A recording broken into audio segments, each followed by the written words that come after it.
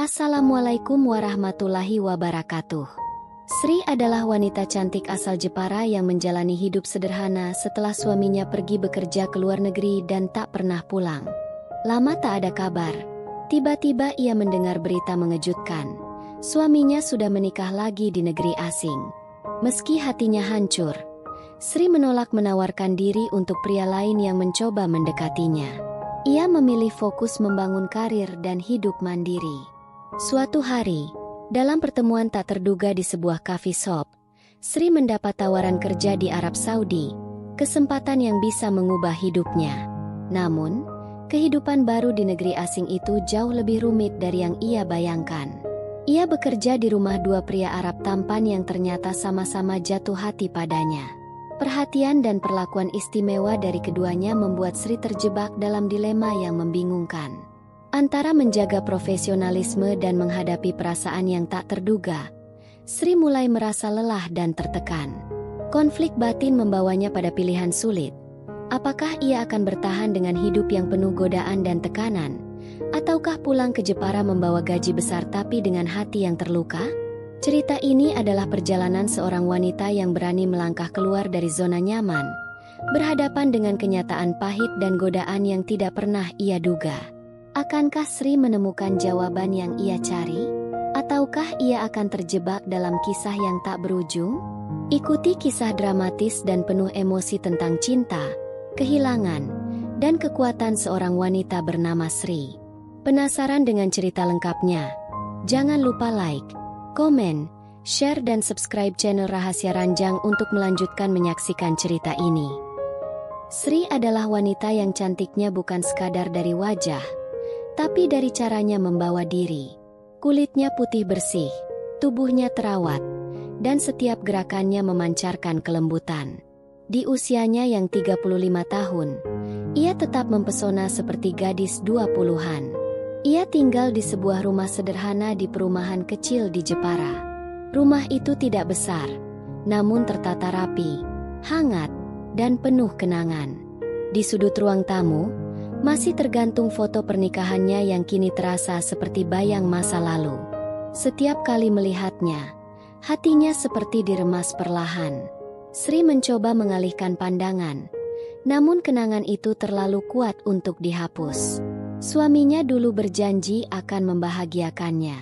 Ia berangkat ke luar negeri dengan niat mencari rezeki. Awalnya, telepon dari suaminya datang setiap minggu. Pesan singkat berisi kata-kata rindu kerap membuat Sri tersenyum. Namun, waktu berjalan, kabar itu semakin jarang datang. Sri mencoba memahami, mungkin suaminya sibuk bekerja, tapi di hatinya mulai tumbuh rasa cemas. Ia menunggu di depan ponsel, berharap ada pesan masuk. Hari demi hari berlalu, tapi yang datang hanyalah sunyi. Hingga suatu sore, sebuah kabar pahit datang dari seorang kenalan. Dengan suara pelan, kenalan itu berkata, suaminya telah menikah lagi di negeri seberang. Sri terdiam, seakan napasnya terhenti. Matanya memandang kosong ke arah lantai.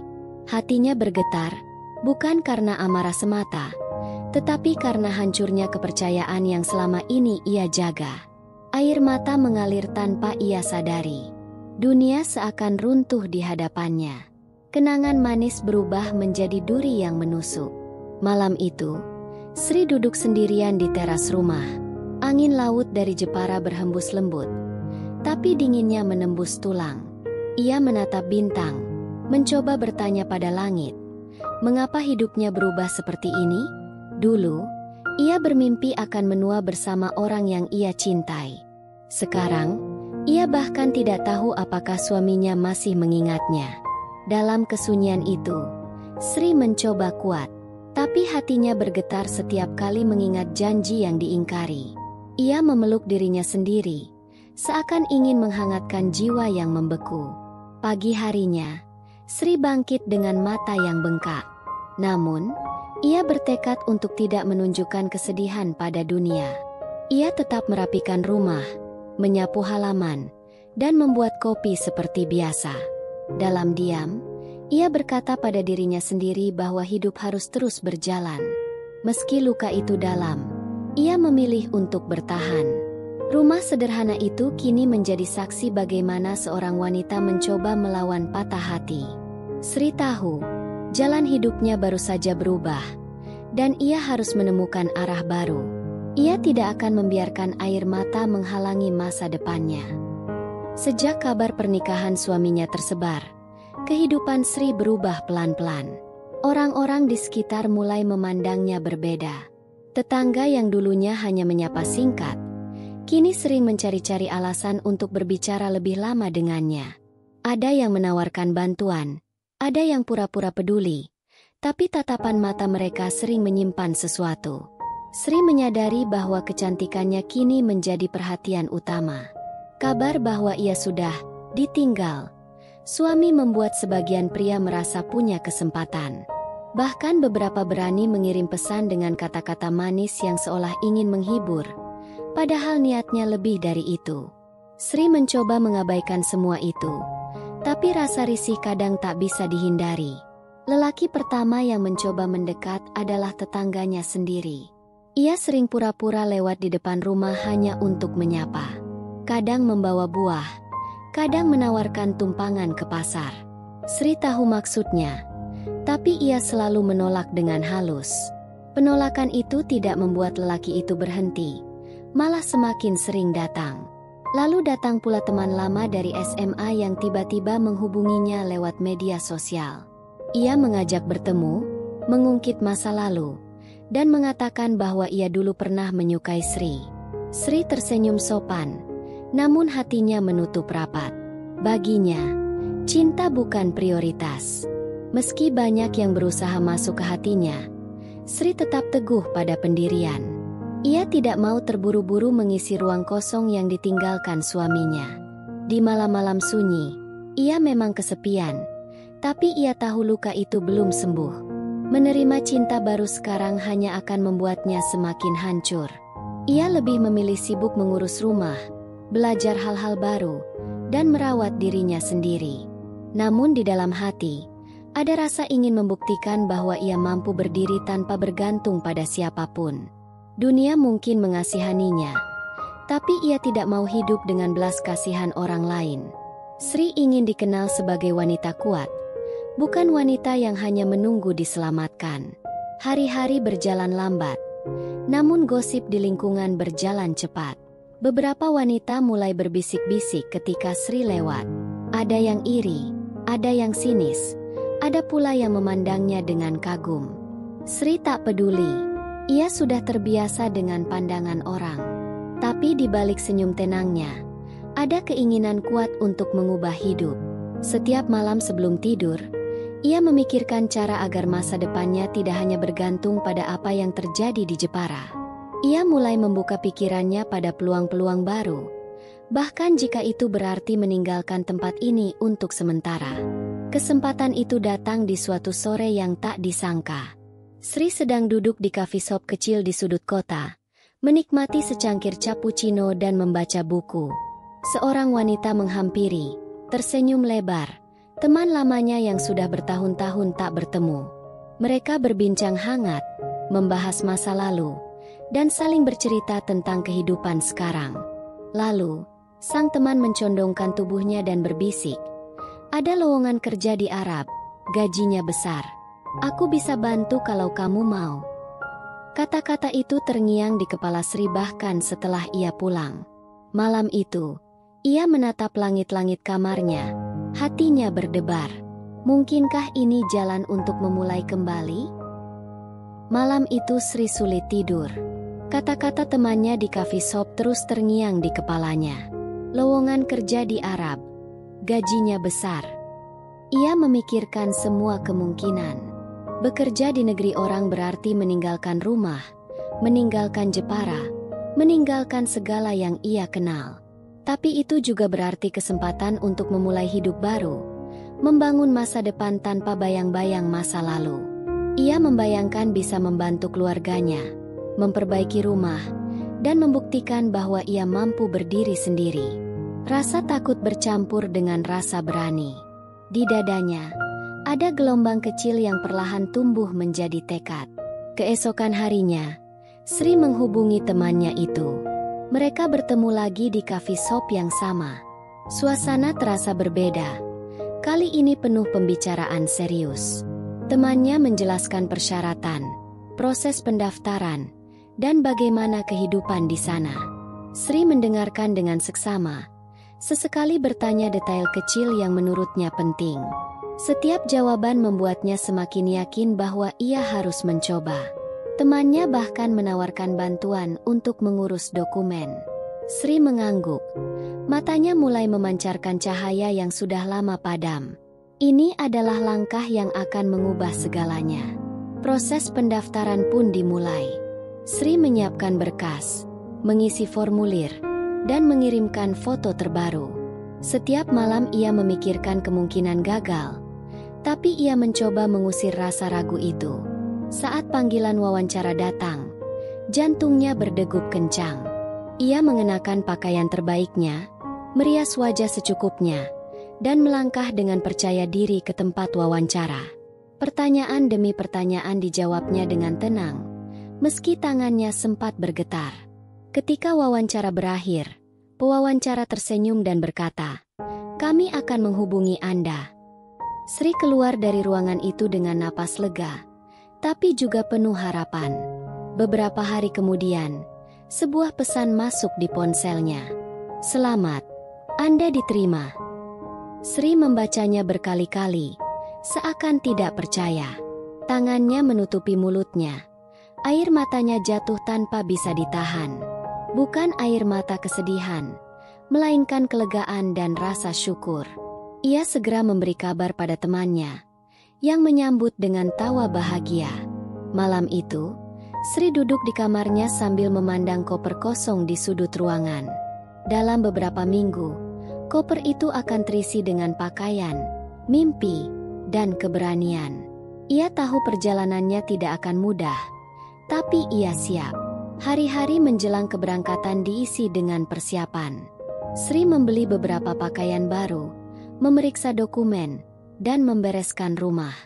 Beberapa tetangga mulai bertanya kemana ia akan pergi.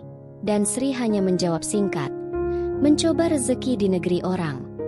Ada yang mendukung, ada yang sinis, tapi ia tidak peduli. Dalam hatinya, ia sudah menutup pintu masa lalu. Setiap malam, ia duduk di teras rumah, memandang langit Jepara yang sebentar lagi hanya akan menjadi kenangan. Di udara malam yang tenang itu, Sri berjanji pada dirinya sendiri, ia akan kembali. Bukan sebagai wanita yang patah hati, tetapi sebagai wanita yang menang. Pesawat yang membawa Sri mendarat di bandara besar negeri asing itu pada malam hari. Lampu kota berkilauan seperti bintang yang jatuh ke bumi. Udara terasa berbeda, kering, namun hangat menusuk kulit. Hatinya berdebar, bukan hanya karena perjalanan jauh, tetapi juga karena memasuki bab baru yang belum pernah ia bayangkan sebelumnya. Di area kedatangan, seorang pria Arab berwajah tampan dan berpenampilan rapi menjemputnya sambil tersenyum ramah. "Selamat datang," ucapnya dengan suara dalam yang penuh wibawa. Sri mengangguk sopan, mencoba menyembunyikan rasa gugup. Mobil mewah membawanya menuju sebuah rumah besar yang menjadi tempat ia bekerja. Saat pintu rumah terbuka, Sri sadar, hidupnya akan benar-benar berubah. Hari-hari pertama di rumah itu berjalan tenang. Pekerjaannya jelas, fasilitasnya lengkap, dan gajinya sesuai janji. Namun ada hal yang membuat Sri mulai merasa canggung. Selain pria yang menjemputnya di bandara, yang ternyata bernama Amir, ada satu pria lain yang tinggal di rumah itu. Namanya Khalid, sepupu Amir, yang tak kalah tampan dan karismatik. Berbeda dengan Amir yang ramah, Khalid cenderung dingin dan pendiam, namun tatapannya dalam dan sulit dilupakan. Sri menjalankan tugasnya dengan profesional, tetapi ia tak bisa memungkiri bahwa kedua pria itu sering memandangnya lebih dari sekadar seorang pekerja. Ia pura-pura tak menyadari, berharap perasaannya tidak terbawa arus. Perhatian dari Amir mulai terasa sejak minggu kedua. Ia sering menanyakan kabar keluarga Sri, menawarkan minuman saat ia bekerja, bahkan mengajak makan siang bersama. Khalid, meski jarang berbicara, menunjukkan perhatian dengan cara berbeda, membantu membawakan barang, memanggilnya dengan suara lembut, atau sekadar berdiri di dekatnya tanpa alasan jelas. Sri berusaha menjaga jarak, tapi hatinya mulai terguncang. Ia ingat sumpahnya sebelum berangkat, fokus bekerja, bukan mencari cinta. Namun, tatapan mata dan perlakuan hangat itu mulai menguji pertahanannya. Malam-malamnya kembali dipenuhi pikiran yang membuatnya gelisah. Persaingan yang tak kasat mata itu semakin terasa. Amir mulai memberi hadiah kecil, selendang sutra, parfum, bahkan bunga yang diantarkan ke kamarnya. Khalid tidak kalah. Ia memberinya buku berisi puisi dalam bahasa Arab, disertai terjemahan yang ia tulis sendiri. Sri tersenyum, tapi juga merasa tertekan. Ia datang ke sini untuk bekerja, bukan menjadi pusat perhatian dua pria yang jelas-jelas memiliki ketertarikan padanya. Namun, semakin ia mencoba menghindar, semakin mereka berusaha mendekat. Rumah besar itu perlahan berubah menjadi arena yang penuh dengan ketegangan tak terucap. Sri mulai merasa lelah. Ia harus tetap profesional, tapi suasana di rumah itu membuatnya sulit bernapas. Setiap langkahnya seolah diawasi. Setiap kata yang ia ucapkan selalu ditanggapi dengan lebih dari sekadar sopan santun. Dalam hati, ia tahu situasi ini tidak bisa dibiarkan terlalu lama. Malam itu, ia duduk di balkon rumah besar itu, memandang lampu kota yang berkelip di kejauhan. Angin gurun berhembus, membawa bisikan halus yang seakan berkata, "Kamu harus memilih, atau pergi." Dan entah kenapa, kata "pergi" terasa semakin kuat memanggilnya. Malam di balkon itu menjadi titik balik bagi Sri.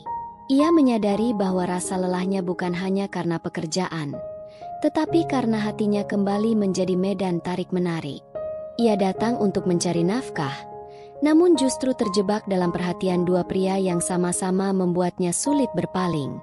Pagi berikutnya, ia mencoba bekerja seperti biasa, namun tatapan Amir dan Khalid terasa semakin intens.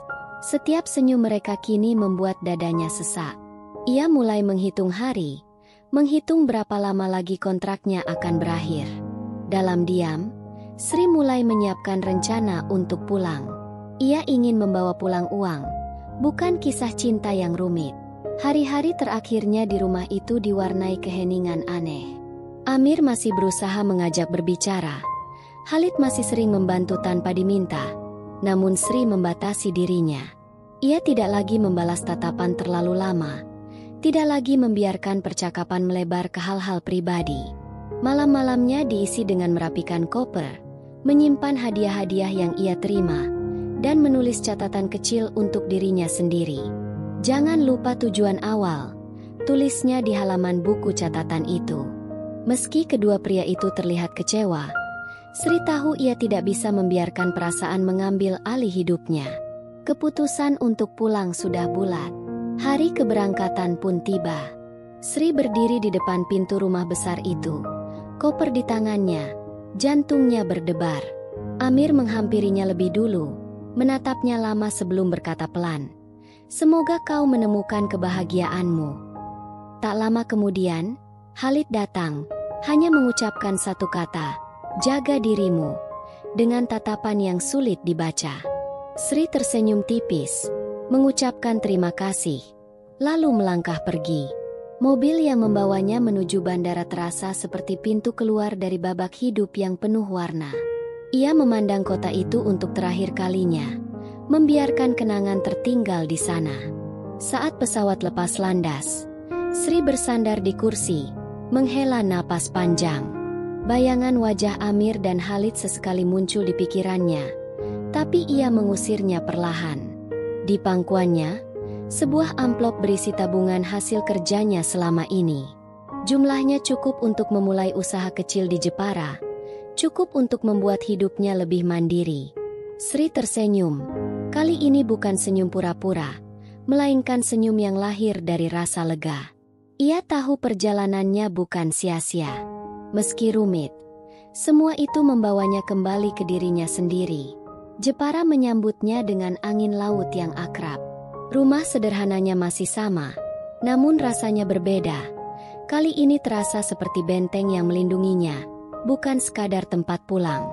Sri membuka jendela, membiarkan cahaya matahari masuk, dan menghirup dalam-dalam aroma tanah kelahirannya. Ia duduk di teras, memandang jalan kecil di depan rumah, sambil membayangkan langkah-langkah baru yang akan ia tempuh. Tidak ada lagi yang menunggunya dari luar negeri. Tidak ada lagi janji kosong.